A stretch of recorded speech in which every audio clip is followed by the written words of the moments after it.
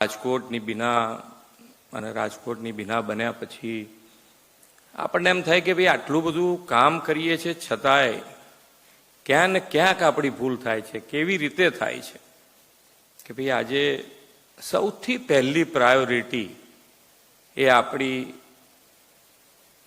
માણસના જીવ માટેની હોવી જોઈએ.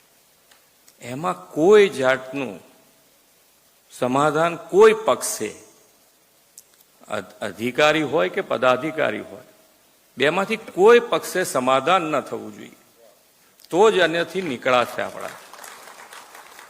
અમે ગેમ ઝોન માટેની એસઓપી મેં કીધું બનાવી તો દીધી છે એમણે, અને પબ્લિક ડોમિનમાં પણ મૂકી છે કે આપણે પબ્લિકમાંથી પણ પૂછી લઈએ કે ભાઈ એમને પણ કંઈક હજુ આની અંદર ઉમેરવા જેવું લાગતું હોય તો આપણે ઉમેરી, જેથી કરીને આવી કોઈ ઘટના ફરી ન બને એના માટે આપણે સૌએ ધ્યાન રાખવું.